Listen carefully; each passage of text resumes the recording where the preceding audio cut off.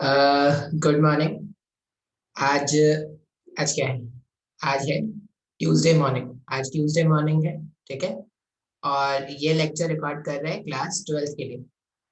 Class 12 में इससे पहले वाले दिन में क्या स्टार्ट किया था? इससे पहले वाले दिन में क्लास 12 में हम स्फेरिकल मिरर के बारे में बात कर रहे थे। और स्फेरिकल मिरर में और क्या क्या बता दिया था? स्फेरिकल मिरर में मैंने तुमको मैग्निफिकेशन, ट्रांसवर्स मैग्निफिकेशन का फॉर्मूला बता दिया इससे पहले वाले लेक्चर में। फिर इमेज का स्पीड कैसे फाइंड आउट करते हैं, वो इमेज के स्पीड वाले में उसमें मैकेनिक्स मिला मिला के क्वेश्चन बनाए जा सकते हैं। तो मैकेनिक्स के छोटे मोटे कंसेप्ट वहाँ पे मिलाएंगे, तो वो आप देख लेना। क्वेश्चन आपको सॉल्व करना पड़ेगा, मैंने आपको कंसेप्ट समझा दिया है। अच्छा, आज क्या करना है? स्फेरिकल मिरर में ही स्फेरिकल मिरर में ही क्या करेंगे? लॉन्गिट्यूडनल मैग्निफिकेशन के बारे में थोड़ा बहुत बात करेंगे, और फिर हम क्या करते हैं, कॉम्बिनेशन ऑफ मिरर, जो लास्ट टॉपिक होगा मिरर्स का, वो देख लेते हैं, ठीक है। तो स्टार्ट करते हैं लॉन्गिट्यूडनल मैग्निफिकेशन से।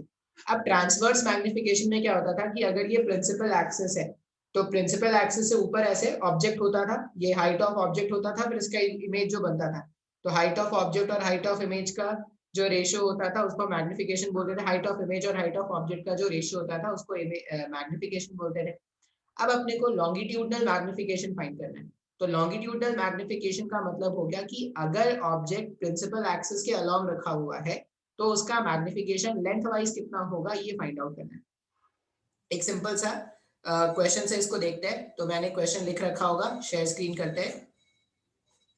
अभी ध्यान से देखो, मेरे पास एक इस तरह का कॉनकेव मिरर है जिसका फोकल लेंथ कितना है, 20 सेंटीमीटर का है। और इस कॉनकेव मिरर से 40 सेंटीमीटर की दूरी पर एक ए बी ऑब्जेक्ट रखा है जिसका लेंथ कितना है, 20 सेंटीमीटर का। मतलब इस बार लेंथ ऑफ ऑब्जेक्ट अपने को पता है। ऑब्जेक्ट जो है, ऑब्जेक्ट का लेंथ है कितना, 20 सेंटीमीटर जो ऑब्जेक्ट है। क्वेश्चन में उसका लेंथ पता है, अपने को क्या करना है, लॉन्गिट्यूडनल मैग्निफिकेशन फाइंड करना है। ये किसका इमेज था, सॉरी किसका लेंथ था, इमेज का लेंथ था। हम क्या करते हैं, ऑब्जेक्ट का लेंथ ढूंढने की क्या करते हैं, ये ऑब्जेक्ट का लेंथ है और हम क्या करते हैं, इमेज का लेंथ अगर ढूंढ लेंगे तो मैग्निफिकेशन, लॉन्गिट्यूडनल मैग्निफिकेशन फाइंड कर पाएंगे, ठीक है। अच्छा, स्टार्ट करते हैं। अब कैसे सॉल्व करेंगे सर? तो आप इसको क्या करो ना, ऐसा मान लो कि एक ऑब्जेक्ट ए पर है, ऐसा मान लेते हैं एक ऑब्जेक्ट ए पर है और एक ऑब्जेक्ट बी पर है। तो अगर मैं बात करूं for object at a, for object at a, अगर कोई ऑब्जेक्ट ए पर रखा है, अगर हम उसके बारे में बात करें, ऑब्जेक्ट जो था ए पर रखा हुआ है, तो ऑब्जेक्ट जो ए पर रखा हुआ है उसके लिए ऑब्जेक्ट डिस्टेंस कितना हो जाएगा, -40 का हो जाएगा, साइन कन्वेंशन के साथ लिख रहे हैं। फोकल लेंथ का वैल्यू अगर आप देखोगे तो कॉनकेव है तो फोकल लेंथ -20 का हो जाएगा। अब अगर मैं v कैलकुलेट करूं तो v का फॉर्मूला क्या था, v का फॉर्मूला है u into F, -40 -20 divided by, या कुछ अलग ही चल रहा है ये, पता नहीं क्या हो गया इसको, ये फिर -u और फिर यहाँ पर फॉर्मूले का -20 लिख सकते हैं इस तरह से। अब अगर इसको आप सॉल्व करोगे तो v का वैल्यू कितना आ जाएगा, -40 इंटू -20, ये हो गया हमारे पास 80 डिवाइडेड बाई, हाँ ये 80 हुआ ना, 80 डिवाइडेड बाई -40, और ये कितना हो जाएगा, ये हो जाएगा +20, तो ये हो जाएगा -20। -20 होने का मतलब ये कितना आने वाला है हमारे पास, ये आने वाला है v का वैल्यू आने वाला है -4, -4, ओके ओके, ये 800 है, तो ये -40 सेंटीमीटर का आ जाएगा।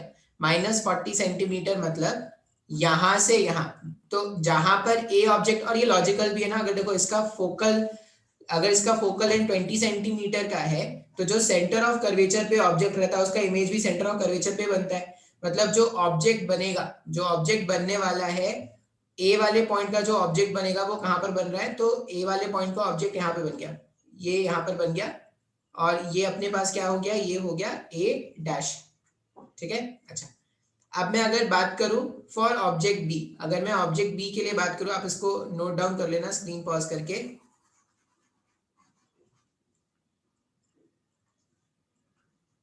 फॉर पॉइंट बी, अब मैं किसके लिए बात कर रहा हूं, मैं पॉइंट बी के लिए बात कर रहा हूं।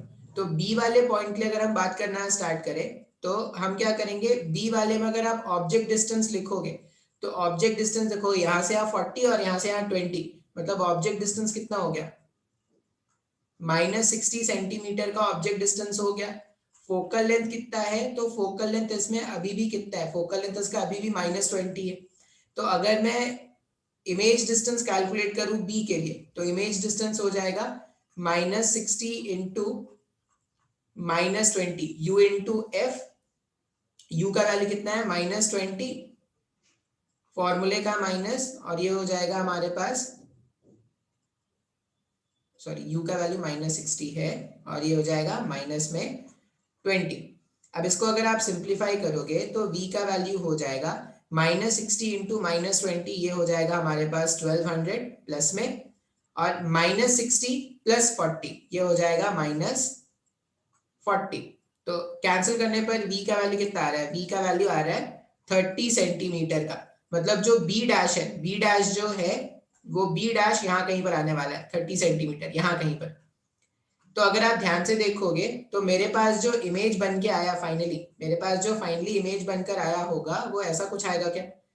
तो मेरे पास अभी ऑब्जेक्ट का लेंथ भी है और मेरे पास इमेज का भी लेंथ है। अब अगर मैं यहाँ पर मैग्निफिकेशन कैलकुलेट करूं, कौन सा मैग्निफिकेशन है, इसको बोलते हैं लॉन्गिट्यूडनल मैग्निफिकेशन। Longitudinal magnification. अब लॉन्गिट्यूडनल मैग्निफिकेशन क्यों बोल रहे हैं, क्योंकि यहाँ पर हम क्या करने वाले हैं, हम कंपेयर करने वाले हैं ऑब्जेक्ट और इमेज के लेंथ को। तो लॉन्गिट्यूडनल मैग्निफिकेशन, इसका वैल्यू कितना आ जाता है, इसका आता है, माइंड फॉर्मूला ऐसा होता है, length of image divided by length of object, ये इसका फॉर्मूला है। अब अगर आप लॉन्गिट्यूडनल मैग्निफिकेशन कैलकुलेट करोगे इस पर्टिकुलर क्वेश्चन में, फॉर्मूले का माइनस लिख दिया, इमेज का लेंथ कितना है, तो देखो ये मेरे पास 40 सेंटीमीटर पे, यहाँ से 40 सेंटीमीटर पे बन रहा है और ये बन रहा है यहाँ से 30 सेंटीमीटर पर। तो ये 40 पर, ये 30 पर, इसका मतलब क्या हो जाएगा, जो इमेज हमारे पास बन के आया वो 10 सेंटीमीटर के लेंथ का हो गया क्या, यहाँ से यहाँ तक कितना आ गया, 30 आया हमारे पास। तो लेंथ ऑफ इमेज हमारे पास 30 है और लेंथ ऑफ ऑब्जेक्ट हमारे पास कितना था, 20 था। तो ये कितना आ जाएगा, 1/2 आ जाएगा माइनस में। अब बोलोगे सर ये माइनस क्या बता रहा है, तो ये जो माइनस है अगर आप ध्यान से देखोगे तो ऑब्जेक्ट जो है वो ए से भी ऐसे अलाइन था और इमेज जो है वो जस्ट ऑपोजिट डायरेक्शन में अलाइंड है क्या। तो ये माइनस ये बता रहा है कि ऑब्जेक्ट का जो अलाइनमेंट है और इमेज का जो अलाइनमेंट है वो दोनों अलग अलग है। बात समझ में आया क्या। तो ये हमारे पास हो गया क्वेश्चन नंबर 1, बहुत ही सिंपल सा क्वेश्चन था। मेडिकल के एग्जाम में इस तरह के क्वेश्चन आएंगे। अच्छा, मेंस में कुछ अलग तरह का एक क्वेश्चन हो सकता है, तो एक क्वेश्चन मैं कराऊंगा जो मेंस के लेवल के लिए होगा, तो मेडिकल वाले बच्चे वो चाहे तो स्किप कर सकते हैं, लेकिन इसके बाद भी उनको आना है, हार्डली वो 5 मिनट लगेगा, 5 मिनट के बाद वो आ जाएंगे जहां पर कॉम्बिनेशन ऑफ मिरर्स हम स्टार्ट करते हैं। तो इसको इरेज करते हैं। नेक्स्ट क्वेश्चन देखते हैं। फिर से वैसा ही क्वेश्चन है, एक कॉनकेव मिरर है जिसका फोकल लेंथ है 20 सेंटीमीटर का और फोकल लेंथ इसके कॉनकेव मिरर से 30 सेंटीमीटर सामने हमने एक ऑब्जेक्ट रखा है ए बी, लेकिन इस बार जो लेंथ ऑफ ऑब्जेक्ट है ना 2 मिलीमीटर का, बहुत छोटा है। इस लेंथ के सामने 30 सेंटीमीटर के सामने 2 मिलीमीटर का ऑब्जेक्ट हमने लिखा है, ठीक है। फिर से हमने अपने को पूछा गया है लीनियर मैग्निफिकेशन या लॉन्गिट्यूडनल मैग्निफिकेशन भी बोलते हैं, लॉन्गिट्यूडनल मैग्निफिकेशन। अपने को क्या करना है, लॉन्गिट्यूडनल मैग्निफिकेशन का वैल्यू ढूंढना है। अब बोलोगे सर ठीक है वैसे ही स्टार्ट करते हैं। तो जब आप स्टार्ट करोगे तो अगर मैं बात करूं फॉर ए, अगर मैं ए के लिए बात करूं तो यहाँ पर जो ऑब्जेक्ट डिस्टेंस होगा, अच्छा ये ना एग्जैक्टली ऐसे बीच में रखा है, मतलब अगर आप देखोगे तो ये 2 मिलीमीटर का अगर है, अगर ये 2 मिलीमीटर का है तो 1 मिलीमीटर इधर होगा इस साइड में और 1 मिलीमीटर यहाँ पर होगा। मतलब हमने जो ऑब्जेक्ट ए बी रखा है ना वो 30 सेंटीमीटर में ऐसे, मतलब ऐसा है, ये ऑब्जेक्ट है तो यहाँ से यहाँ 1 मिलीमीटर है और यहाँ से यहाँ 1 मिलीमीटर है, तो टोटल 2 मिलीमीटर का हुआ। तो अगर ऑब्जेक्ट डिस्टेंस आप ए के लिए लिखोगे तो क्या है, 30 सेंटीमीटर -1 मिलीमीटर, इस तरह से लिखेंगे क्या। अच्छा, और अगर फॉर बी के लिए लिखेंगे, फॉर बी, तो ऑब्जेक्ट डिस्टेंस जो है वो 30 सेंटीमीटर प्लस 1 मिलीमीटर हो जाएगा। अब जब 1 मिलीमीटर को सेंटीमीटर में कन्वर्ट करोगे तो ये हो जाएगा आपके पास 29.9 सेंटीमीटर और ये हो जाएगा 30.1 सेंटीमीटर। अब 29.9 31.9 नो डाउट तुम प्रीवियस तरीके से भी क्वेश्चन को सॉल्व कर सकते हो, लेकिन सिंस 29.9 और 30.1 का को यूज करके कैलकुलेशन करना बहुत मुश्किल हो जाता है, या आप ऐसा समझ लो कि एक तो आप ये बोल दो कि सर कैलकुलेशन बहुत मुश्किल हो जाएगा, कर तो लेंगे लेकिन कैलकुलेशन बहुत ज्यादा मुश्किल हो जाएगा, बहुत टाइम लग जाएगा, तो एग्जाम में छोड़ देंगे क्या, या तो ये बोल सकते हो। या आप एक बात याद रख लेना, क्या कि अगर ऑब्जेक्ट का लेंथ ऑब्जेक्ट के सेपरेशन के सामने बहुत छोटा है तो एक अप्रोक्सीमेट मेथड हम यूज कर सकते हैं। अब वो अप्रोक्सीमेट मेथड क्या है वो देखो, हमने क्या पढ़ रखा है, हमने ये पढ़ रखा है 1/v plus 1/u equals to minus में 1/f। कॉनकेव मिरर है तो माइनस में है, ठीक है, अगर कॉन्वेक्स होता जनरल रखने देते हैं, अभी तो 1/f रहने देते हैं। अगर मैं डिफरेंशिएट कर देता था दोनों तरफ, ठीक है, अगर मैं डिफरेंशिएट कर दूं दोनों तरफ, टाइम के रिस्पेक्ट में नहीं कर रहे, सिर्फ डिफरेंशिएट कर रहे हैं, तो ये क्या हो जाएगा, ये हो जाएगा माइनस में 1/v² और इधर आ जाएगा dv, ठीक है, ये हो जाएगा माइनस में 1/u² और ये हो जाएगा du, ठीक है, ये कांस्टेंट है, कांस्टेंट का डिफरेंशिएशन हो गया 0, लिखने की जरूरत नहीं है। ऐसा लिख सकते हैं ना, minus dv/v² is equal to du/u², ये लिखा जा सकता है, बिल्कुल सर लिख सकते हैं। अच्छा, अपन क्या करते हैं, यहां से dv/du का वैल्यू कैलकुलेट करते हैं, यहां के बाद अब मैं यहां लिख रहा हूं, तो du नहीं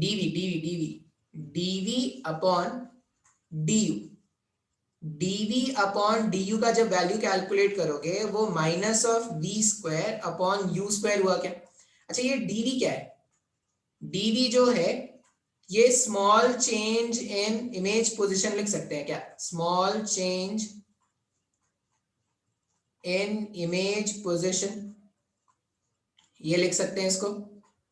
और ये जो du है, du को क्या लिख सकते हैं, स्मॉल चेंज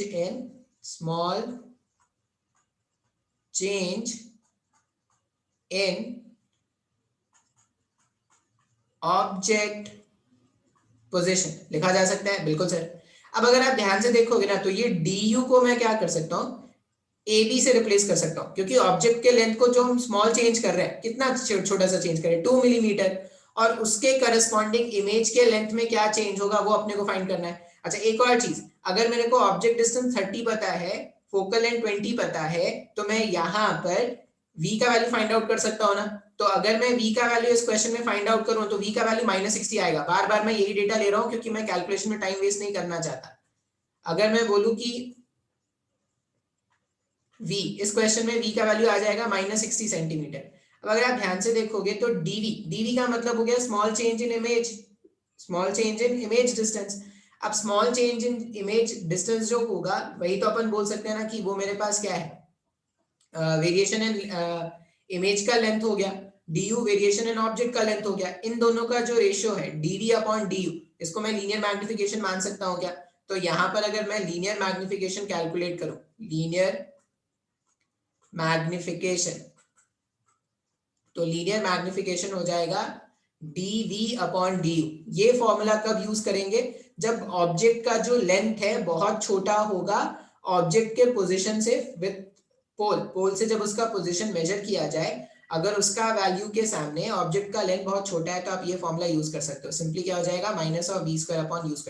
अप्रोक्सीमेट वैल्यू आएगा, करेक्ट वैल्यू नहीं आएगा, तो एग्जाम में यही आपका आंसर मिलेगा आपको। तो फॉर्मूले का माइनस v² अगर करेंगे तो 60 का स्क्वायर मतलब 60 इंटू 60 डिवाइडेड बाई u² अगर करेंगे तो u² 30 इंटू 30। सॉल्व करने पर ये -4 सेंटीमीटर का आ जाएगा। ये -4 आ रहा है, -4 आने का मतलब क्या हो जाएगा, सॉरी सेंटीमीटर नहीं आएगा, -4 आ रहा है। तो -4 आने का मतलब है कि अगर ऑब्जेक्ट 2 मिलीमीटर का है तो जो इमेज होगा वो कितना आ जाएगा, वो -4 मिलीमीटर का। ये उल्टा है इसमें भी। ये तो सिर्फ मेरे पास मैग्निफिकेशन का वैल्यू आया है, मेरे पास मैग्निफिकेशन का वैल्यू कितना आ गया, -4 का।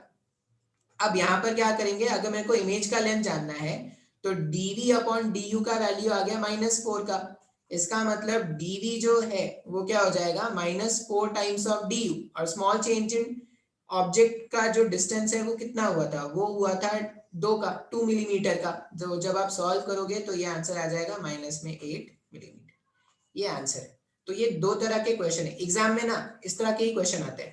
पहला जो क्वेश्चन कराया था वो बोर्ड्स में मेडिकल के एग्जाम में आ जाएगा। ये जो दूसरा तरह का क्वेश्चन है ये मेंस में, एडवांस में नहीं पूछते, मेंस में इस तरह के क्वेश्चन आ जाते हैं। बात समझ में आया है क्या? हाँ या ना? नोट डाउन कर लेंगे स्क्रीन पॉज करके। नेक्स्ट में अपन क्या स्टार्ट करते हैं? नेक्स्ट में अपन स्टार्ट करते हैं कॉम्बिनेशन ऑफ मिरर। अब कॉम्बिनेशन ऑफ मिरर का मतलब क्या हो जाएगा कि अभी से पहले तक सिर्फ एक मिरर दिखता था, अभी से पहले तक सिर्फ एक मिरर होता था, अब एक से ज्यादा मिरर भी आना स्टार्ट हो जाएगा। कोई बहुत ही तूफानी बात नहीं है, अगर एक से ज्यादा मिरर भी आ जाएगा तब भी अपन क्वेश्चन सॉल्व कर लेंगे। कैसे सॉल्व करना है वो देखते हैं।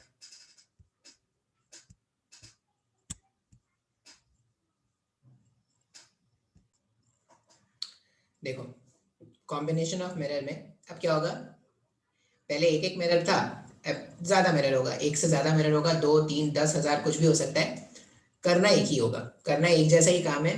अब ध्यान से देखना कि कैसे सॉल्व करते हैं। क्वेश्चन में क्या बोल रहा है, find the position of image formed by two reflection. ठीक है, image formed by two reflection मतलब दो रिफ्लेक्शन से जो इमेज बनेगा, सेकेंड रिफ्लेक्शन के बाद जो इमेज बनेगा वो अपने को जानना है। फर्स्ट रिफ्लेक्शन कहां पर होने वाला है? First reflection is from M1। ध्यान से देखते हैं। मान लो ये मेरे पास ऑब्जेक्ट है, ये जो ऑब्जेक्ट है ये M1, ये मिरर M1 है, ये मिरर M2। अब M1 से जब रिफ्लेक्शन होगा तो M1 से ये, और ये जो ऑब्जेक्ट है, ऑब्जेक्ट से ऐसे रेज जाएंगे, इस डायरेक्शन में भी जाएंगे। अब ये जो रेज है वो क्या करेंगे, यहां से ऐसे रिफ्लेक्ट होने वाले हैं और यहाँ पर भी ऐसे रिफ्लेक्ट होने वाले हैं। एरोज बना देते हैं, रेज ऐसे गए थे टकरा के इधर चले गए, रेज ऐसे गए थे टकरा के इधर चले गए। अब अगर मैं बात करूं फॉर M1 मिरर, अगर हम बात करें for M1 mirror, for M1 mirror, अगर M1 मिरर के लिए बात करोगे तो देखो जो ऑब्जेक्ट है, ऑब्जेक्ट जो है वो मिरर से 20 सेंटीमीटर पे रखा हुआ है। साइन कन्वेंशन यूज करेंगे तो -20 हो जाएगा। -20 कैसे है, तो हम क्या करें, इंसिडेंट रे के अगेंस्ट जाके इसको मेजर कर रहे हैं, तो ये -20 हो गया। v का वैल्यू अपने को फाइंड आउट करना है। अच्छा f कितना है, अगर ये मेरे पास कॉन्वेक्स मिरर है तो इसका जो फोकल लेंथ होगा वो पॉजिटिव हो जाएगा, जो कितना हो जाएगा 20 हो जाएगा। अब यहां से अगर मैं v कैलकुलेट करूं तो v क्या हो जाएगा, -20 इंटू 20 डिवाइडेड बाई u क्या है, u -20 का है, फॉर्मूले का माइनस, और f भी कितना है 20 का है। जब आप इसको सिंप्लीफाई करोगे तो v का वैल्यू आ जाएगा, ये हो रहा है माइनस में 400 डिवाइडेड बाई माइनस में 40, मतलब v का वैल्यू कितना आ जा रहा है हमारे पास 10 सेंटीमीटर का आ रहा है प्लस में। अब 10 सेंटीमीटर प्लस में आ रहा है, इसका मतलब क्या होगा, ये रिफ्लेक्शन के बाद इसका जो इमेज था वो यहाँ कहीं पे बन रहा होगा, यहाँ कहीं पर फर्स्ट इमेज बना I1, पहले रिफ्लेक्शन के बाद जो इमेज बना I1 वो यहाँ पे बना, और वो कितने सेपरेशन पे बन रहा है, तो 10 सेंटीमीटर। अब ध्यान से देखो, अब ये जो I1 है, I1 से रेज निकल के M2 मिरर पर गिर रहे हैं क्या? बात समझ में आ रहा है, यहाँ पर रेज आए थे, ये जो ऑब्जेक्ट था, ऑब्जेक्ट से रेज गिरे M1 पर, M1 से रिफ्लेक्ट होके वो M2 पर चले गए। इसका मतलब M1 का जो पहला इमेज है वो M2 के लिए क्या कर सकता है, ऑब्जेक्ट के जैसा बिहेव कर सकता है क्या? जब तक ये जो रेज थे, ये जो I1 से रेज जो है अगर वो M2 पर नहीं गिरेंगे तब तक ये इसके लिए ऑब्जेक्ट के जैसा बिहेव नहीं करेगा। आपको ये याद रखना पड़ेगा कि I1 जो है वो M2 के लिए ऑब्जेक्ट के जैसा इसीलिए बिहेव कर सकता है क्योंकि I1 से जो रेज निकल रहे हैं, I1 से जो रेज निकल रहे हैं वो क्या हो रहे हैं, M2 पर गिर रहे हैं। देखो कैसे, ये रेज इधर गया इधर चला गया, ये रेज इधर गया इधर चला गया। तो अगर I1 के प्लेस में अगर एक ऑब्जेक्ट होता तो वैसे ही रेज निकलते जो अभी रिफ्लेक्ट होने के बाद, M1 से रिफ्लेक्ट होने के बाद दिख रहे हैं। इसका मतलब ये जो I1 है, I1 will behave as an object for M2 mirror. अब अगर हम M2 मिरर के बारे में बात करें, M2 मिरर के बारे में बात करें for M2 mirror, for M2, अगर M2 के लिए बात करेंगे तो I1 जो है वो ऑब्जेक्ट के जैसा बिहेव करेगा। अब अगर यहां से यहां का लेंथ जानना है तो ध्यान से देखो, यहां से यहां 60 हो गया, यहां से यहां 20 हो गया, 80 80 प्लस 10 कितना हो जाएगा 90, और अगर ये मिरर है, ऑब्जेक्ट अगर मेरे पास ये जो ऑब्जेक्ट है, रेज अगर इसमें ऐसे आ रहे हैं, तो इंसिडेंट रे के डायरेक्शन के ऑपोजिट जाके मेजर कर रहे हैं, तो क्या रखेंगे, माइनस में 90 रख देंगे, माइनस में 90 सेंटीमीटर, ये रख दिया। फोकल लेंथ देखोगे तो कॉनकेव मिरर है, कॉनकेव मिरर का फोकल लेंथ हमेशा नेगेटिव होगा, तो -20 रख दिया, -20 सेंटीमीटर। अब अगर v का वैल्यू फाइंड आउट करें तो v का वैल्यू कितना हो जाएगा, v का वैल्यू हो जाएगा -90 -20, -90 -20, फिर u, यहाँ पर -90 फॉर्मूले का माइनस, फिर ये -20। इसको जब मैं सॉल्व करूंगा तो ये हो जाएगा माइनस में 1800, सॉरी प्लस में 1800 डिवाइडेड बाई -90 + 20, ये हो जाएगा -70। सॉल्व करने पर v का वैल्यू कितना आ रहा है, v का वैल्यू आ रहा है 180/7, माइनस में आ रहा है, मतलब यहाँ पे 180/7 को जब आप अप्रोक्सीमेट इसका वैल्यू देखोगे 180/7 का, तो 7 ये 2 टाइम्स हो गया, फिर इधर 40 बच रहा है, 40 बच रहा है, 42 अप्रोक्सीमेटली क्या होता था, 6 टाइम्स में आता है ना, तो ये अप्रोक्सीमेट 26 सेंटीमीटर आ रहा है, और माइनस में आ रहा है, इसका मतलब यहाँ कहीं पर फाइनल इमेज बनेगा। तो अपने को क्या पूछा गया था, अपने से पूछा गया था क्या पूछा है, position of find image formed by second reflection, तो इमेज यहाँ कहीं पे बनेगा, तो सेकंड रिफ्लेक्शन के बाद इस तरह से इमेज बना दिए। अब बस करना क्या है सिर्फ बार बार, तो जो पहले वाले ऑब्जेक्ट का इमेज होगा वो दूसरे वाले के लिए ऑब्जेक्ट के जैसा बिहेव करेगा, लेकिन ध्यान रखना पड़ेगा कि रेज उस पर गिर रहे हैं या नहीं। अभी मैं क्वेश्चन कराऊंगा तो और ज्यादा ये क्लियर होगा। ये हो गया हमारे पास क्वेश्चन नंबर 1। क्वेश्चन नंबर 2, अभी क्या था ना, दोनों मिरर्स हमने ऐसे लिए थे सच दैट दोनों मिरर्स के प्रिंसिपल एक्सिस कॉइंसाइड कर रहे थे।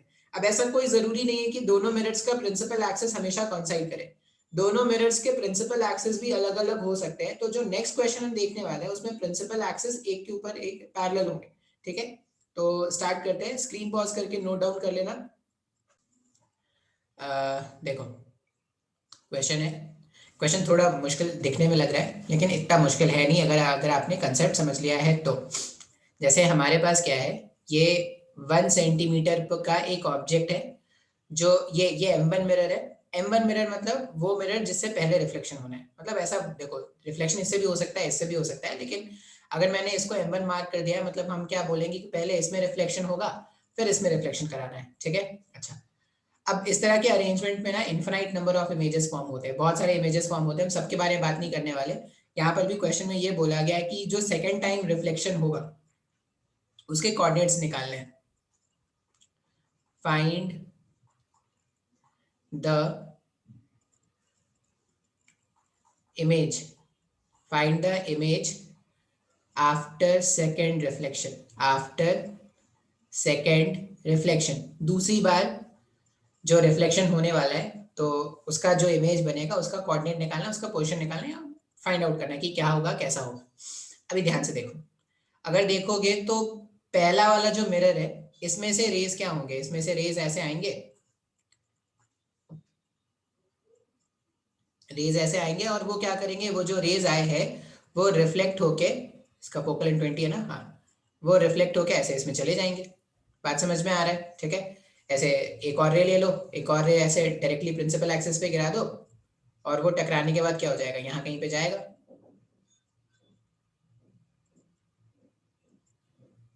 कहाँ पे जाने वाला है, 60 पे फॉर्म होगा ना, ऐसा कुछ चला जाएगा, कुछ ऐसा चला जाएगा, ठीक है। ये इस तरह सा इमेज बनने वाला है। तो अभी इसको डायग्राम को थोड़ा कॉम्प्लिकेटेड नहीं करना है, इसलिए मैं क्या करता हूँ, इसको हटा देता हूँ। बात समझ में आ रहा है। तो अगर मैं मिरर 1 के बारे में बात करूँ तो सिर्फ भाई मिरर 1 को देखो, मिरर 2 के बारे में सोचो ही मत। मिरर 1 में क्या है, मिरर 1 में अगर हम देखेंगे तो मेरे पास जो ऑब्जेक्ट है, ठीक है, मान लो ये ऑब्जेक्ट है ऐसा, ये ऑब्जेक्ट है मेरा, और हम क्या कर रहे हैं, इसका पोजीशन या इसका इमेज लोकेट करने की कोशिश कर रहे हैं। सबसे पहले तो अपन ऑब्जेक्ट का सॉरी इमेज का डिस्टेंस फाइंड करते हैं M1 मिरर से। तो for M1 mirror, for M1 mirror, अगर M1 मिरर के बारे में बात किया जाए तो जो फोकल लेंथ गिवन है, कॉनकेव मिरर है तो -20 होगा, ऑब्जेक्ट का जो डिस्टेंस है u का वैल्यू -30 है, मतलब पता है v का वैल्यू कितना आना है, v का वैल्यू आना है -16। अब -60 का मतलब क्या है, देखो ये 30 था यहाँ से और यहाँ से यहाँ ये 60 है, मतलब यहाँ कहीं पर इमेज बनेगा। -60 में अगर बनेगा इसका मतलब क्या है, इमेज का जो फॉर्मेशन है वो यहाँ कहीं पर होने वाला है। अच्छा, और कैसा इमेज बनेगा, तो कैसा इमेज बनेगा वो अगर मेरे को जानना है तो मैं हाइट निकाल सकता हूँ। ऑब्जेक्ट का हाइट अभी कितना है, हम ये जानते हैं कि height of object, sorry height of image upon height of object, ये जो है वो माइनस में v अपॉन u होता है। तो अगर मैं इसको सिंप्लीफाई कर दूं तो हाइट ऑफ इमेज अपने को जानना है, ऑब्जेक्ट का हाइट कितना है 1 सेंटीमीटर का है, माइनस में v अपॉन यू, माइनस में करेंगे तो ये माइनस, फिर ये -60 साइन कन्वेंशन के साथ और ये -30। तो अगर आप इसमें ध्यान से देखोगे तो इमेज का जो हाइट है वो 2 सेंटीमीटर का आया है। इसका मतलब क्या है, इसका मतलब ये बोल सकते हैं कि ये जो पहला मिरर है M1 मिरर, उसके कारण जो इमेज फॉर्म होगा एक तो वो -60 सेंटीमीटर पर होगा। -60 सेंटीमीटर मतलब ये जो मिरर है उसे -60 सेंटीमीटर जो, और जो इमेज फॉर्म हो रहा है वो -2 सेंटीमीटर का इमेज फॉर्म हो रहा है। जो इमेज है वो -2 का है, इसका मतलब इन्वर्टेड इमेज होगा। तो जो इमेज बनेगा वो कुछ तो ऐसा बनने वाला है, जो इमेज बनेगा वो कुछ तो ऐसा बनने वाला है। यहाँ से यहाँ का गैप है 60 सेंटीमीटर का। डायग्राम को ध्यान से समझना, थोड़ा कॉम्प्लिकेटेड डायग्राम है, लेकिन फर्स्ट वाले इमेज में अगर देखोगे तो जो इमेज बना वो 60 सेंटीमीटर पे बना है और कितने लेंथ का बन रहा है, 2 सेंटीमीटर के लेंथ का बन रहा है। अगर 2 सेंटीमीटर के लेंथ का बन रहा है और यहाँ से यहाँ 1 सेंटीमीटर है तो अपन बोल सकते हैं क्या ये 1 सेंटीमीटर का होगा। बिल्कुल सर। अब मैंने ना मिरर 1 से जो रिफ्लेक्शन होने पे जो इमेज बनता है इसको मैंने I1 बना दिया, रेड से मैंने दिखा दिया, I1 मेरे पास इमेज बन गया है। अब अगर मिरर 2 के बारे में स्टडी करना स्टार्ट करें, अब मिरर 2 के बारे में अगर हम स्टडी करना स्टार्ट करें तो फॉर मिरर 2, फॉर मिरर 2, अभी देखो यहां से यहां अगर ये 60 सेंटीमीटर हो गया, टोटल कितना था, टोटल 80 सेंटीमीटर का था, 50 + 30 टोटल 80 का था। अब यहां से अगर मैंने 60 खर्च कर लिया है तो जो बचा हुआ होगा वो 20 का होगा क्या। तो इस बार अब यहां से रिफ्लेक्ट होने के बाद ये जो रेज आए थे वो रिफ्लेक्ट होने के बाद सेकंड वाले मिरर पे गिर रहे हैं। इसका मतलब फर्स्ट वाले मिरर का जो इमेज होगा वो सेकंड वाले मिरर के लिए ऑब्जेक्ट के जैसा बिहेव करेगा। ऐसा कुछ मैंने तुमको प्लेन मिरर के टाइम में भी समझाया था, प्लेन मिरर में भी बताया था, अभी भी बता रहे, कोई भी जो ऑब्जेक्ट है या कोई भी जो इमेज है वो किसी दूसरे मिरर के लिए ऑब्जेक्ट के जैसा तभी बिहेव करेगा जब रेज रिफ्लेक्ट होकर उस पर गिरेंगी। तो यहां से रेज आके इस पे गिर रही थी, मतलब ये जो पहला इमेज जो बना है I1 का, ये जो पहला इमेज बना I1, इस I1 जो है वो M2 के लिए क्या करेगा, ऑब्जेक्ट के जैसा बिहेव करेगा। अब ध्यान से देखते हैं, तो यहां से यहां का जो गैप है, ऑब्जेक्ट डिस्टेंस इस बार कितना हो जाएगा, ऑब्जेक्ट डिस्टेंस -20 का हो जाएगा क्या। अगर टोटल 80 था उसमें 60 मैंने खर्च कर लिया तो बचा हुआ डिस्टेंस कितना है, 20 का है। ठीक है, इसका जो फोकल लेंथ है, अब सिंस ये ठहरा कॉन्वेक्स मिरर, कॉन्वेक्स मिरर का फोकल लेंथ हमेशा पॉजिटिव होता है। इस केस में अगर आप object distance, sorry image distance find करोगे तो v का वैल्यू हो जाएगा -20 × 20 u × f, -20 -20 u - f। ठीक है, सॉल्व किया तो ये वैल्यू आ जाएगा 10 सेंटीमीटर का। इसका मतलब फाइनली जो इमेज बनने वाला है वो ये यहां से 10 सेंटीमीटर की दूरी पे बनने वाला है।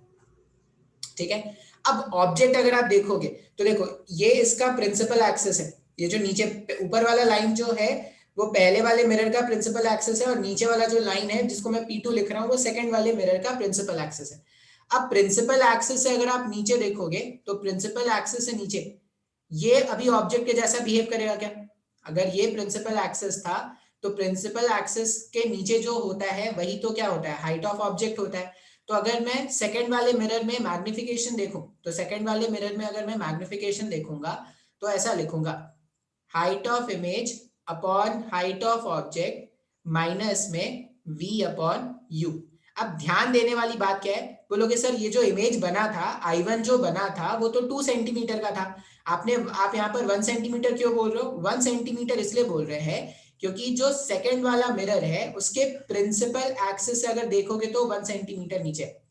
इसका मतलब अपन हाइट ऑफ इमेज को क्या लिखेंगे, HO को मैं लिख रहा हूं -1, I1 टोटल 2 सेंटीमीटर का था, मैं -1 क्यों लिख रहा हूं, क्योंकि प्रिंसिपल एक्सिस से सिर्फ 1 सेंटीमीटर नीचे है फॉर्मूले का माइनस। अच्छा v का वैल्यू क्या है, तो v का वैल्यू इसमें आया था 10 और u का वैल्यू कितना है, u का वैल्यू है -20। तो अगर आप ध्यान से देखोगे तो हाइट ऑफ इमेज जो आने वाला है वो -1 का आने वाला है, क्या -1 सेंटीमीटर। अब -1 सेंटीमीटर का आएगा, इसका क्या मतलब है, अगर ये माइनस आ गया हमारे पास, हमने सॉल्व किया और एच आई का वैल्यू माइनस आ गया, नेगेटिव आने का मतलब है कि जैसा ऑब्जेक्ट है उसका जस्ट ऑपोजिट सेंस में होगा। तो ये जो इमेज है वो इमेज बनने वाला है, यहाँ से फाइनल इमेज जो I2 के बाद चाहिए वो इधर होना चाहिए, और वो क्या हो जाएगा, वो आ जाएगा, ऊपर आ रहा है नीचे आ रहा है, ये मैंने सही से लिखा ना,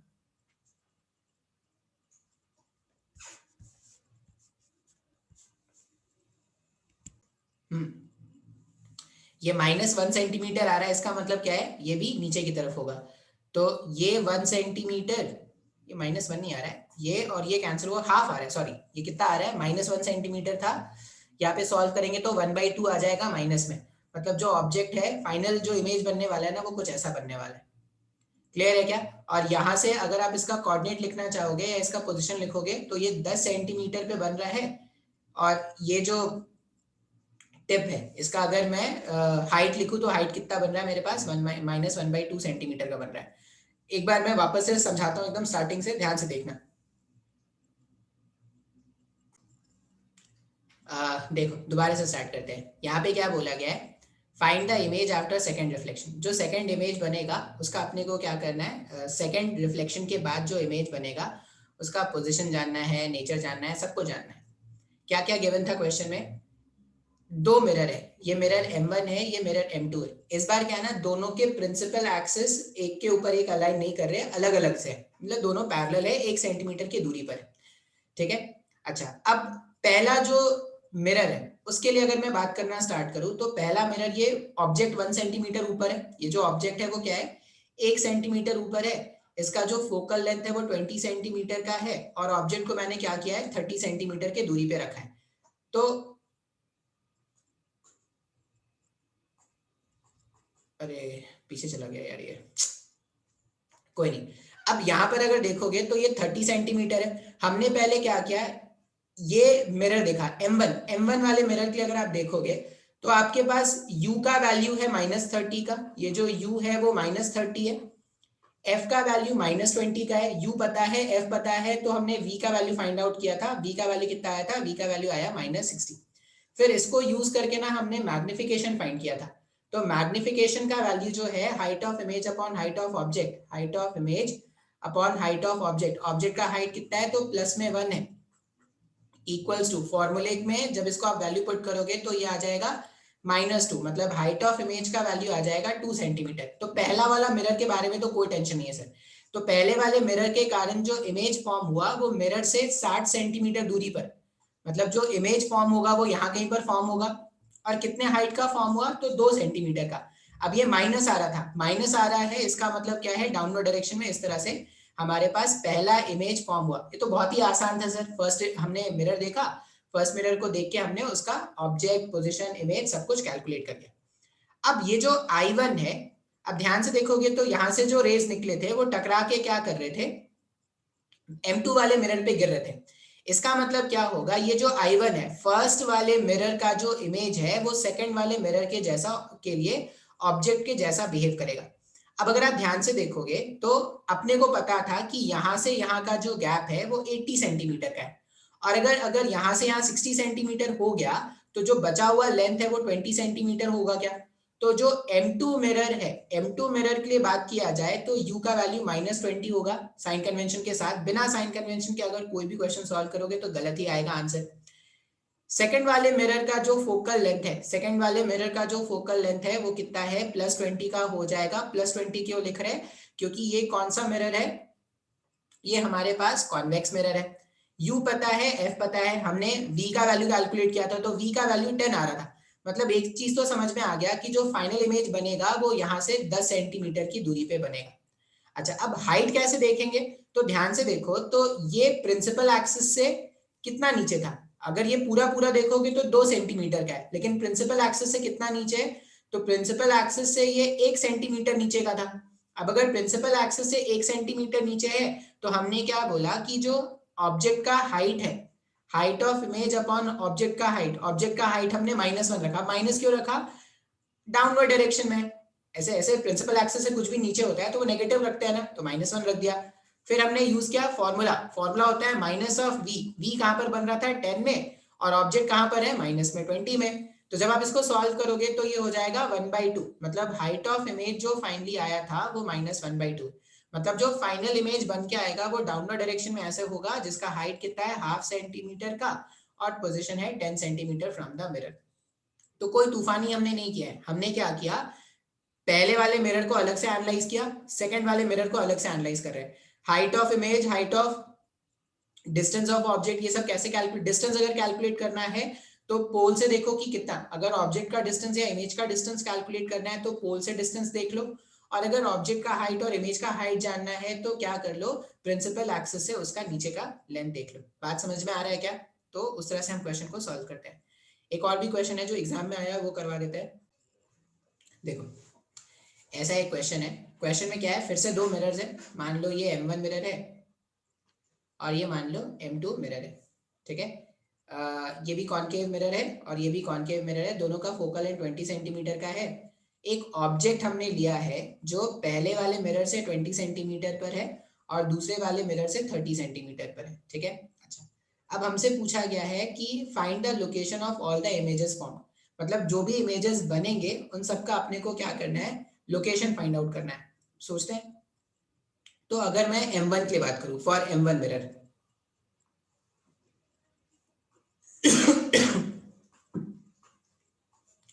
फॉर M1, अगर मैं M1 वाले मिरर के लिए बात करूंगा तो M1 वाले मिरर में क्या है, अगर आप ऑब्जेक्ट डिस्टेंस देखोगे, जैसे ये ऑब्जेक्ट है, ऑब्जेक्ट डिस्टेंस अगर देखोगे तो -20 का हो जाएगा। फोकल लेंथ अगर कॉनकेव मिरर है, कॉनकेव मिरर है तो वो कितना हो जाएगा, कॉनकेव मिरर के लिए वो हो जाएगा -20 हो जाएगा। तो v का वैल्यू अगर मैं फाइंड करूं तो v हो जाएगा -20 इंटू में u इंटू एफ होता है, u का वैल्यू है, u का वैल्यू था -20, u का वैल्यू -20, फिर फॉर्मूले का माइनस और ये -20, तो इन्फिनिटी बन रहा है। ये क्या गजब हो रहा है। अच्छा, इसकी पॉलिशिंग अंदर से, सॉरी क्वेश्चन में थोड़ा चेंज है, क्वेश्चन में थोड़ा चेंज है, ऐसे तो इन्फिनिटी बन जाएगा ऑब्जेक्ट अगर इसके फोकल लेंथ पे रखा हुआ है तो। मिरर ऐसा है और ये मेरे पास कौन सा है, ये मेरे पास कॉन्वेक्स मिरर है, तो इसका फोकल लेंथ हो गया प्लस, तो यहाँ पर हो जाएगा माइनस, तो ये -20। जब इसको सिंप्लीफाई करेंगे तो -20 ये क्या आ जाएगा, ये आ जाएगा 400 ऊपर में आ गया और डिवाइडेड बाई आ रहा है यहाँ पर -40, ठीक है। इसको जब मैं सॉल्व करूंगा तो ये आ जाएगा -10। -10 का मतलब क्या है, अगर -10 आ रहा है तो -10 का मतलब हो गया कि इस साइड कहीं पर आना चाहिए, माइनस आएगा कि नहीं आएगा, अच्छा ये चेंज हो जाएगा ना, ये प्लस हो जाएगा, ये +20 हो जाएगा क्योंकि मेरे पास जो फोकल लेंथ है वो +20 का है, तो ये हो जाएगा माइनस माइनस कैंसिल, प्लस में 10 आने वाला है, प्लस में 10 आने वाला है। इसका मतलब जो इमेज बनेगा वो मिरर से यहाँ कहीं पर बनने वाला था 10 सेंटीमीटर की दूरी पर, मतलब जो रेज ऐसे जाते, जो रेज टकरा कर ऐसे टकरा कर जाते, उनका इमेज जो है वो यहाँ कहीं पर फॉर्म होता है सर। ये जो रेज थे जो टकरा के वैसे भागेंगे,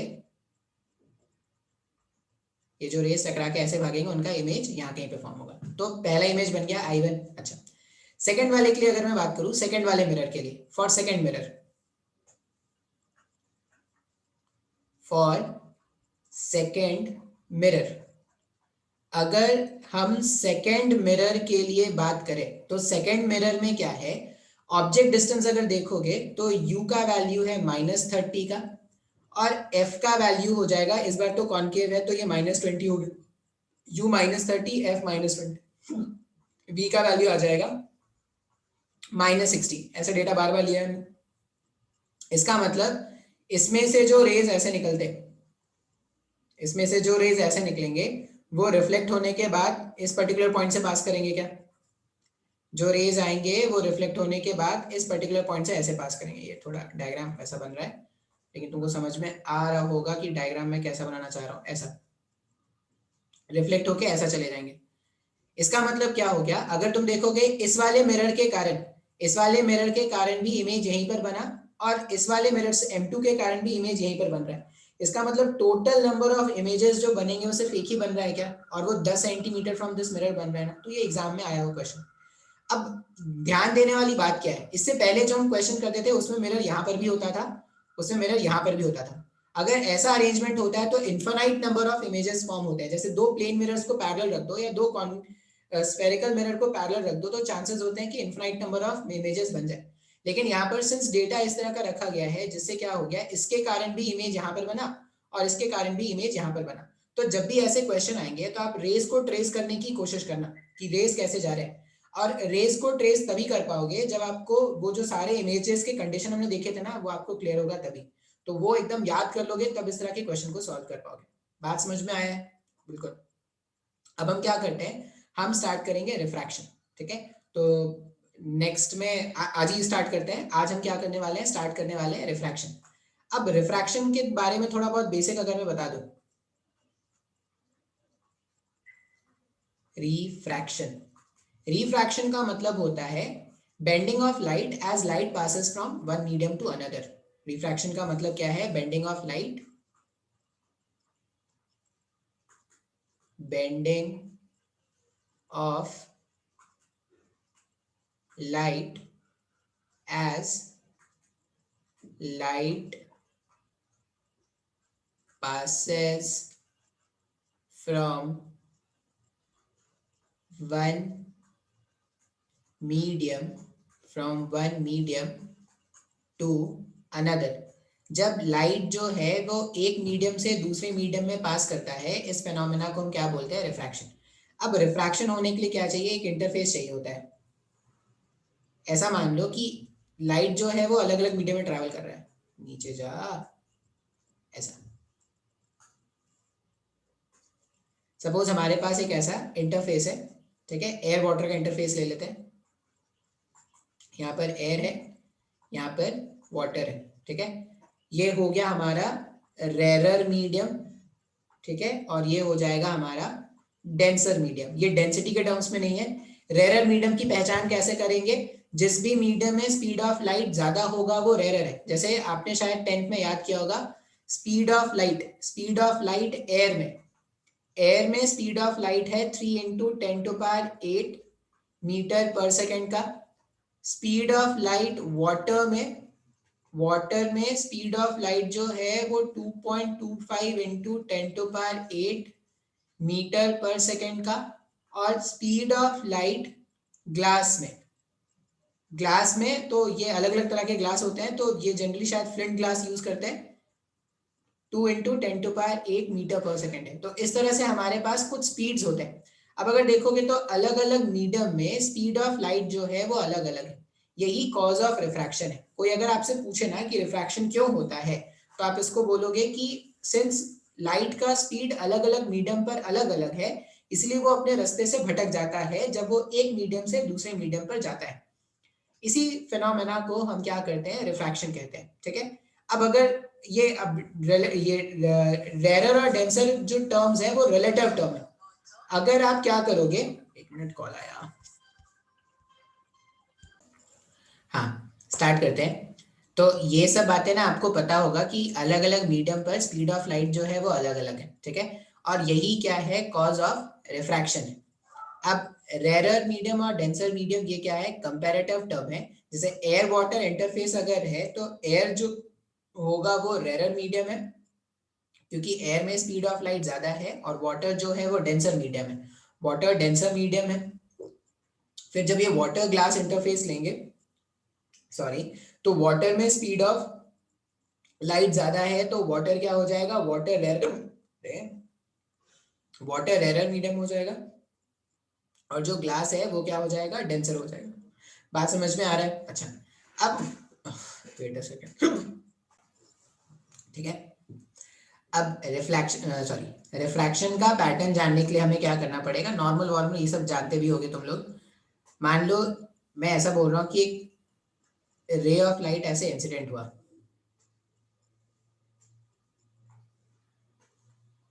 एक ऐसे रे ऑफ लाइट इंसिडेंट हुआ। अब ये किस तरह से मूव करेगा, कैसे बेंड करेगा, वो सब अपने को जानना है। तो आप शायद जानते होगे कि जब भी रेयर से डेंसर मीडियम की तरफ जाते हैं तो रे की टेंडेंसी होती है नॉर्मल की तरफ बेंड करने की, और जब भी डेंसर से रेयर जाएंगे तो away from the normal bend करने की टेंडेंसी होती है। तो ये जो रे था वो कुछ ऐसा चला जाता, ये जो रे था वो कुछ ऐसा चला जाता अगर मीडियम में चेंज नहीं होता। लेकिन सिंस मीडियम में चेंज हो गया, सिंस यहाँ पर मीडियम क्या हो गया, मीडियम में चेंज आ गया, तो because of the change in medium, change in medium के कारण ये क्या करेगा, ये जो लाइट है वो अपने पाथ से डिविएट हो जाएगा, ये लाइट अपने पाथ से डिविएट हो जाएगा और ये क्या कर जाएगा, नॉर्मल की तरफ बेंड कर जाएगा। कुछ इस तरह का डायग्राम अपने को दिखना स्टार्ट हो जाएगा। अब वापस से angle of incidence, angle of refraction, ये सब ये होता है एंगल ऑफ इंसिडेंस आई, ये हो गया एंगल ऑफ रिफ्रैक्शन आर। ठीक है, नॉर्मल और इंसिडेंट रे के बीच में एंगल ऑफ इंसिडेंस, नॉर्मल और रिफ्रैक्टेड रे के बीच में एंगल ऑफ रिफ्रैक्शन आर। अब इसमें एक टर्म अपने को सीखना है, स्नेल्स लॉ। स्नेल्स लॉ सीखने के लिए हम बात कर लेते हैं पहले रिफ्रैक्टिव इंडेक्स के बारे में, कि रिफ्रैक्टिव इंडेक्स क्या है। रिफ्रैक्टिव इंडेक्स 10th में पढ़ा होगा, नहीं भी पढ़ा है तो एकदम ध्यान से सुनना है कि रिफ्रैक्टिव इंडेक्स क्या होता है। रिफ्रैक्टिव इंडेक्स, तो ये रिफ्रैक्टिव इंडेक्स क्या है, ये है रेशियो। किस चीज का रेशियो, तो मान लो मेरे को फाइंड करना है रिफ्रैक्टिव इंडेक्स ऑफ ग्लास। मान लो मेरे को बोला गया find refractive index of glass, कैसे फाइंड करेंगे, तो हम लिखेंगे speed of light in air divided by speed of light in glass. अब दोनों का वैल्यू अपने को पता है, क्या पता है sir ji, speed of light air में कितना था, 3 × 10⁸ मीटर पर सेकेंड का है, और speed of light in glass, glass में स्पीड कितना है, ग्लास में 2 × 10⁸ मीटर पर सेकेंड का है। जब आप इसको सॉल्व करोगे तो म्यू फॉर ग्लास का वैल्यू 1.5 आ जाएगा क्या। अब सिंस ये रेशियो है तो इसका कोई यूनिट नहीं होगा, ये क्या हो जाएगा, 1.5 हो जाएगा। अब रिफ्रैक्टिव इंडेक्स को आप ऐसा भी समझ सकते हो, जैसे अगर मैं बोलूं कि इस वाले टर्म को मैं ऐसा भी लिख सकता हूँ क्या, कि speed of light in glass, speed of light in glass is equal to speed of light in air divided by speed of light, sorry divided by refractive index of glass. इसको क्या लिख सकते हैं, divided by refractive index of glass mu g, ऐसा भी लिख सकते हैं। अब आपको पता होगा कि स्पीड ऑफ लाइट एयर में सबसे ज्यादा होता है। अब कितने फैक्टर से किसी भी मीडियम पर स्पीड ऑफ लाइट डिक्रीज हो जाता है, उस फैक्टर को ही हम क्या बोलते हैं, उस मीडियम का रिफ्रैक्टिव इंडेक्स। जैसे यहां पर अगर आप देखोगे तो ये जो म्यू जी का वैल्यू है वो 1.5 है, मतलब ग्लास में जो एयर होगा, सॉरी ग्लास में जो लाइट का जो स्पीड होगा वो एयर के कंपैरिजन में 1.5 टाइम से डिक्रीज हो गया। तो ये जो 1.5 आ रहा है वही क्या है, मीडियम का रिफ्रैक्टिव इंडेक्स है। आप इसको रिफ्रैक्टिव इंडेक्स भी बोल सकते हो या इसको एब्सोल्यूट रिफ्रैक्टिव इंडेक्स भी बोल सकते हैं, रिफ्रैक्टिव इंडेक्स या इसको एब्सोल्यूट रिफ्रैक्टिव इंडेक्स भी बोल सकते हैं। अब किसी भी अगर मीडियम का आपको रिफ्रैक्टिव इंडेक्स फाइंड करना है, किसी भी मीडियम का अगर आपको रिफ्रैक्टिव इंडेक्स फाइंड करना है, कुछ नहीं मेंशन है, मतलब वो क्या कर रहे हैं, एब्सोल्यूट रिफ्रैक्टिव इंडेक्स फाइंड कर रहे हैं। एब्सोल्यूट रिफ्रैक्टिव इंडेक्स का मतलब होता है speed of light in air, speed of light in air divided by speed of light in medium. ठीक है, एयर में लाइट का स्पीड और मीडियम में लाइट का जो स्पीड है, इन दोनों का जब रेशियो फाइंड कर लेते हैं तो वो रिफ्रैक्टिव इंडेक्स ऑफ मीडियम आ जाता है, जिसको हम क्या बोलते हैं, एब्सोल्यूट रिफ्रैक्टिव इंडेक्स, म्यू से इसको रिप्रेजेंट करेंगे। अच्छा, अब ऐसा जरूरी नहीं है कि हमेशा रिफ्रैक्टिव इंडेक्स एयर के रिस्पेक्ट में फाइंड करें, या तो ऐसा लिखा मिल जाए या ये लिखा मिल जाए, refractive index of medium with respect to air. अगर ऐसा लिखा मिल जाए तब भी आप क्या लिखोगे, जिसके रिस्पेक्ट में फाइंड करोगे उसका स्पीड लिखोगे न्यूमरेटर में, और जिसका फाइंड करोगे उसका स्पीड लिखोगे डिनोमिनेटर में, speed of light in medium आप ऐसा लिख दोगे। जैसे मान लो मेरे को बोला गया है find refractive index of glass with respect to air. अब एयर के रिस्पेक्ट में ग्लास का रिफ्रैक्टिव इंडेक्स आप चाहो तो ये देखो या ये देखो, बात एक ही है क्या, मतलब जब भी किसी मीडियम का रिफ्रैक्टिव इंडेक्स फाइंड करना है, या एब्सोल्यूट रिफ्रैक्टिव इंडेक्स फाइंड करना है, तो हम क्या कर रहे हैं, एक्चुअल में एयर के रिस्पेक्ट में उसका रिफ्रैक्टिव इंडेक्स कैलकुलेट कर रहे हैं। अब ऐसा कभी जरूरी नहीं है कि सिर्फ एयर के रिस्पेक्ट में ही होगा, जैसे मैं ये भी फाइंड कर सकता हूँ, refractive index of glass with respect to water. अब यहाँ पर वाटर के रिस्पेक्ट में, अब ये एब्सोल्यूट नहीं है, एयर के रिस्पेक्ट में फाइंड करेंगे वो एब्सोल्यूट रिफ्रैक्टिव इंडेक्स है, किसी और मीडियम के रिस्पेक्ट में फाइंड करोगे तो वो एब्सोल्यूट टर्म नहीं है। तो यहाँ पे refractive index of glass with respect to water, इसको आप क्या लिखोगे, speed of light in water, जिसके रिस्पेक्ट में फाइंड करेंगे उसको नीचे लिखेंगे, और जिसका फाइंड करेंगे उसका जो स्पीड है वो लिखेंगे डिनोमिनेटर में। इस तरह से सॉल्व कर लेंगे, वैल्यूज मैंने आपको बता दिया है, कंपेयर कर लोगे आंसर आ जाएगा, ठीक है। अच्छा, ये सब आपने क्लास 10th में भी पढ़ा होगा, तो ज्यादा समय इन पे वेस्ट करना उचित नहीं है, ठीक है, तो उचित कार्य करते हैं। अब क्या है ना, रिफ्रैक्टिव इंडेक्स को और किस तरह से फाइंड कर सकते हैं, जैसे मान लो मैं बोलूं कि मेरे को फाइंड करना था ये रिफ्रैक्टिव इंडेक्स ऑफ, मेरे को फाइंड करना है mu of medium 1 with respect to medium 2, मेरे को ये फाइंड करने को बोला गया है, रिफ्रैक्टिव इंडेक्स किसी एक मीडियम का सेकंड मीडियम के रिस्पेक्ट में। मैं इसको क्या लिखूंगा, speed of light in medium 2, जिसके रिस्पेक्ट में फाइंड करेंगे उसका स्पीड डिनोमिनेटर में रखना है, इसको भी हटा देते हैं, जिसके रिस्पेक्ट में फाइंड करेंगे उसका स्पीड अपने को डिनोमिनेटर में रखना है, और जिसका फाइंड करेंगे उसका स्पीड अपने को, उल्टा हो गया, जिसके रिस्पेक्ट में फाइंड करेंगे उसका स्पीड अपने को न्यूमरेटर में रखना है, और जिसका फाइंड करना है उसको अपन क्या करेंगे, डिनोमिनेटर में रखेंगे। तो speed of light in medium 1 लिख सकते हैं, बिल्कुल सर। इस एक्सप्रेशन में ना, ये जो मेरे पास आया था mu for medium 1 with respect to medium 2, ये जो मेरे पास आया है speed of light in medium 2 divided by, यहां पे क्या करते हैं, speed of light in air से मल्टीप्लाई कर देते हैं, speed of light in air से मल्टीप्लाई कर देते हैं, और speed of light in air से क्या करते हैं, डिवाइड कर देते हैं। अलाउड है ना मैथ्स में, एक नंबर से मल्टीप्लाई एक नंबर से डिवाइड, तो ये हो जाएगा speed of light in medium 1 लिख सकते हैं ऐसा। अच्छा, ये टर्म अगर आप देखोगे तो ये रिफ्रैक्टिव इंडेक्स ऑफ मीडियम 1 हो गया क्या, बिल्कुल सर।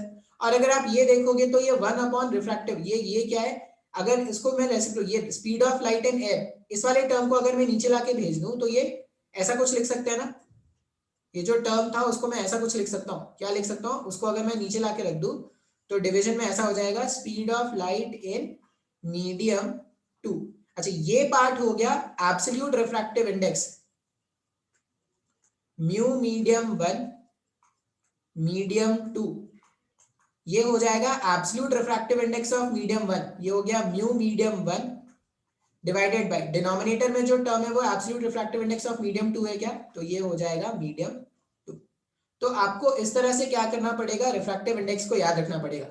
अगर स्पीड ऑफ लाइट के टर्म्स में लिखोगे तो जिसका फाइंड कर रहे हैं वो जाएगा डिनोमिनेटर में, जिसके रिस्पेक्ट में फाइंड कर रहे हैं उसका स्पीड जाएगा न्यूमरेटर में, ये तरीका है याद करने का।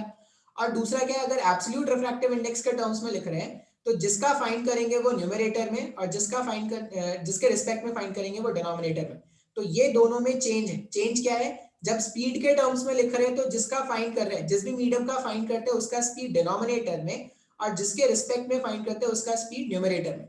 लेकिन जब एब्सोल्यूट रिफ्रैक्टिव इंडेक्स के टर्म्स में लिखोगे तो जिसका फाइंड करोगे वो न्यूमरेटर, और जिसके रिस्पेक्ट में फाइंड करोगे वो डिनोमिनेटर। अब ये जो है एब्सोल्यूट रिफ्रैक्टिव इंडेक्स या रिफ्रैक्टिव इंडेक्स जो भी है, उसको हम एक पैटर्न बना देते हैं, वो आपको याद रखना है, क्योंकि बार बार रिफ्रैक्टिव इंडेक्स, जब तक रिफ्रैक्टिव इंडेक्स नहीं समझ में आएगा तब तक खेल नहीं समझ में आएगा। तो रिफ्रैक्टिव इंडेक्स इस तरह से अगर लिखा मिल जाए म्यू 2 1, इसका मतलब refractive index of 2 with respect to 1, तो हम इसको क्या लिखेंगे, हम ऐसा लिख सकते हैं absolute refractive index of 2 divided bye absolute refractive index of 1, ये लिख सकते हैं। या क्या लिख सकते हैं, speed of light in medium 1 divided by speed of light in medium 2। Mu 2 1 को हम क्या लिखेंगे, speed of light in medium 1 divided by speed of light in medium 2, इस तरह से लिख सकते हैं। या अगर आपको याद हो, मैंने आपको बताया था कि लाइट में, वेव्स में रिफ्रैक्शन हो, रिफ्लेक्शन हो, कुछ भी हो, फ्रीक्वेंसी कभी चेंज नहीं करता। अब फ्रीक्वेंसी अगर चेंज नहीं करता तो मैं इसको ऐसा लिख सकता हूँ क्या, lambda 1 into frequency divided by lambda 2 into frequency. Wave के स्पीड को फ्रीक्वेंसी टाइम्स ऑफ लैम्डा लिखते हैं। ये फ्रीक्वेंसी वाले टर्म से ये फ्रीक्वेंसी वाला टर्म कैंसिल आउट कर देते हैं। अगर फ्रीक्वेंसी वाला टर्म को कैंसिल किया, अगर मैंने फ्रीक्वेंसी वाले टर्म को कैंसिल किया तो यहाँ पे क्या आ जाएगा, लैम्डा 1 अपॉन लैम्डा 2 आ जाएगा क्या। तो ये पूरा का पूरा रिलेशन आपको याद रखना है, क्वेश्चन आते हैं मेडिकल के एग्जाम में डायरेक्टली इस वाले फॉर्मूले से क्वेश्चन आ जाएंगे। अगर रिफ्रैक्टिव इंडेक्स सेकंड मीडियम का फाइंड करें with respect to first medium, इसको क्या पढ़ेंगे, ये 2 1 इधर होगा, 1 इधर भी हो सकता है, इधर भी हो सकता है, कहीं भी लिखा रह सकता है। इसको ऐसा पढ़ते हैं, refractive index of medium two, refractive index of medium two with respect to medium 1, इस तरह से पढ़ते हैं। तो refractive index of medium two with respect to medium 2 हो जाएगा μ2 अपॉन μ1, या speed of light in medium 1 divided by speed of light in medium 2, या lambda 1 mu divided by lambda 2। आप कोई भी तरीके से लिख लो, ये क्वेश्चन अपने को रिफ्रैक्टिव इंडेक्स का लिखना है। इसके बाद स्नेल्स लॉ है, तो वो नेक्स्ट लेक्चर में देखते हैं, आज ज्यादा हो गया मेरे को लगता है।